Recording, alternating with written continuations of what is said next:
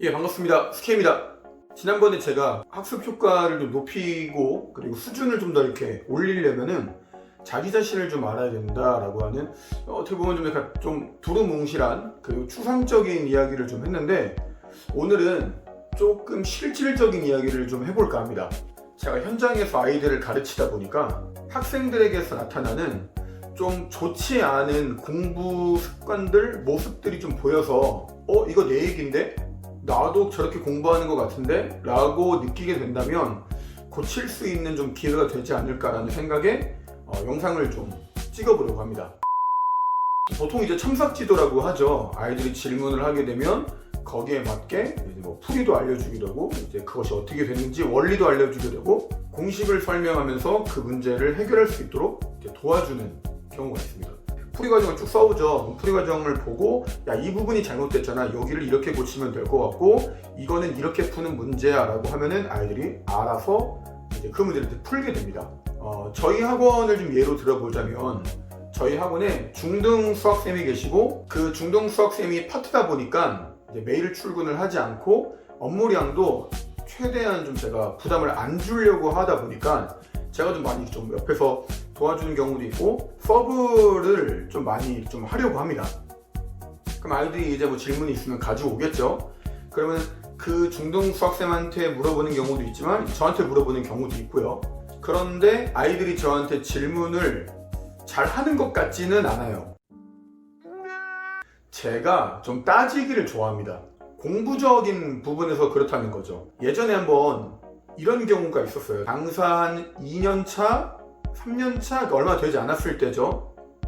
그때 한 친구의 이제 수학을, 중3 수학을 막 하는데 각도를 구하는 문제였고 90도가 정답이었는데, 그 친구가 그 문제를 맞은 거예요. 그 친구가 공부를 잘 못했거든요. 그래서 물어봤습니다. 너 이거 어떻게 풀었냐? 했더니 너무 당당하게, 에이 쌤, 딱 보면 90이잖아요. 근데 화가 확 나더라고요. 왜냐면 수학은 여러분도 알다시피 인과관계가 뚜렷하죠. 이러한 일이 있었기 때문에 이러한 결과가 나온 거죠. 어떻게 하다 보니까 얻어 걸렸다, 이런 건 절대 없습니다. 그렇게 해가지고 설사 답을 맞았다고 하더라도 그것이 너의 실력은 아니에요.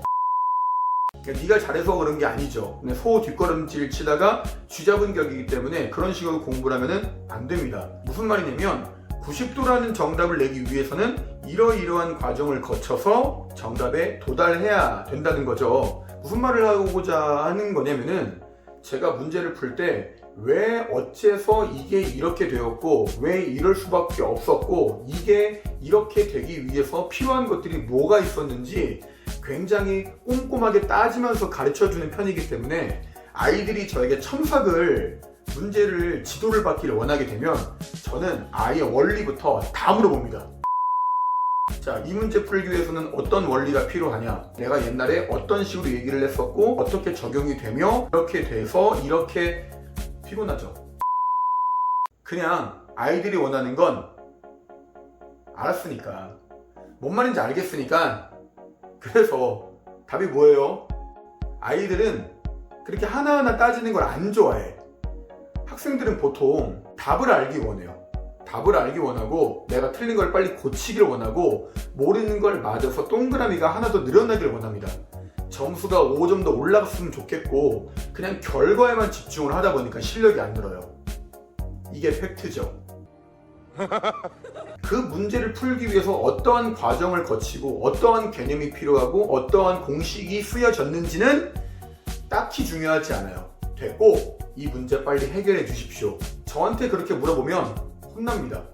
저는 처음부터 다 알려줘요. 야, 이거 내가 옛날에 강조했던 부분이잖아. 내가 이거 개념 설명할 때 이렇게 된다고 해서 내가 이거 무조건 알라고 했잖아. 그럼 이거 어떻게 풀어야 돼? 이렇게 됐으니까 이거고 이게 이거고 그래서 이거 이렇게 풀어야 되잖아. 그럼 애들 입장에서는 굉장히 빡치는 거지, 막 화나는 거죠. 굉장히 킹받죠. 왜냐면은 야, 이거 이거잖아, 이렇게 풀면 되잖아, 그래서 이렇게 식이 나오잖아. 그럼 어떻게 돼? 이렇게 풀고 이렇게 돼서 이렇게 되면 답이 이거잖아. 친구들끼리 흔하게 알려주는 방법이죠. 친구들한테 물어보면은 친구들 중에 이제 간혹 잘하는 친구들이 그런 식으로 알려줍니다. 야, 이거 이렇게 푸는 거잖아. 야 이거 이렇게 되지, 이렇게 해서 이렇게 해서 이거야. 상대방을 배려하지 않은, 상대방의 이해도를 생각하지 않는 그냥 무식한 방법이죠. 이게 친구들 사이에서는 전 그럴 수 있다고 생각을 해요. 교수법을 배웠나? 강의를 배웠나? 아니잖아요. 그러니까 뭐 걔네들은 뭐 그럴 수 있죠. 물론 진짜 어려운 문제나 야 이거는 이 학생의, 이 친구의 수준을 넘는다라고 하는 거는 저도 그냥 알려줍니다. 왜냐? 어차피 그 친구는 그 문제를 풀만한 실력이 안 돼요. 레벨이 안 됩니다. 인정할 건 인정해야죠. 그거를 풀 시간에 다른 문제를 집중해서 완벽하게 푸는 게 더 중요하죠. 첨삭지도 문제를 알려주고 오답을 하는 것들의 본질은 그 문제를 정확하게 이해하고 파악한 후에 같은 유형의 문제들이 나왔을 때 똑같은 개념들, 같은 공식들을 올바르게 적용할 수 있도록 돕는 역할이 필요하지 않나라고 생각을 합니다.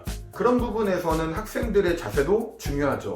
단순히 답을 알려주십시오 를 원하는 게 아니라 선생님 이 문제를 풀기 위해서 어떤 것이 필요한지 제대로 알아야겠습니다 라고 하는 자세가 필요하죠.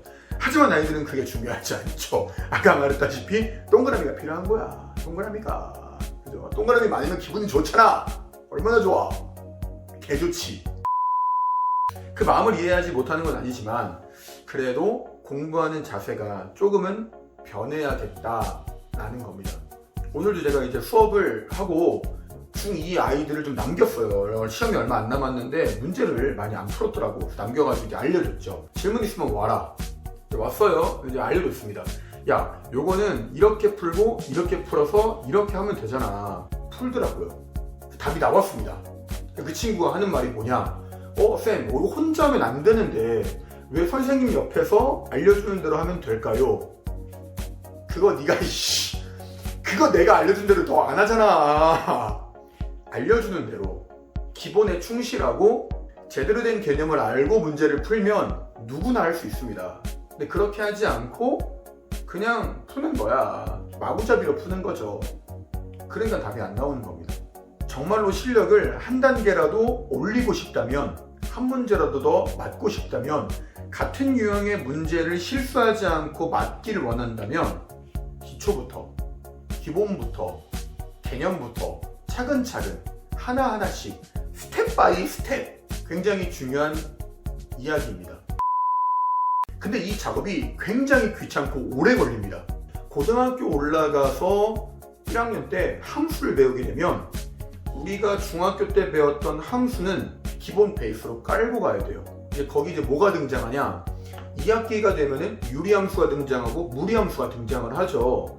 그리고 뭐 역함수, 합성함수 이런 것도 이제 등장을 합니다. 사실 이런 내용들을 새롭게 배운다라고 생각하지만 새롭지 않습니다. 새로운 내용은 몇 개 없어. 다 중학교 때 배웠던 거 가지고 옵니다. 거기서 써먹었던 개념들, 중요하게 언급했던 것들, 강조했던 것들이 전부 다 넘어오는데 왜 그걸 새롭게 배운다? 어렵다? 공부를 안 했으니까. 공부를 띄엄띄엄 했으니까. 개념부터 차근차근 하지 않았기 때문에 어려운 겁니다. 그래서 오늘의 얘기하고자 하는 핵심은 뭐냐? 처음부터 공부를 제대로 해야 한다는 겁니다. 저번 영상에서도 얘기했지만 중학교는 성적을 기대하고 공부하는 과정은 아니라고 생각해요. 고등학교를 대비하기 위한 발판을 쌓는 거죠. 고등학교 올라가지고 하려고 하니까 안 되는 거지. 중학교 때는 제대로 된 개념, 기초, 기본들을 정확하게 공부를 해서 그거를 고등학교 때 패스시켜줘야 돼요. 토스시켜줘야 됩니다.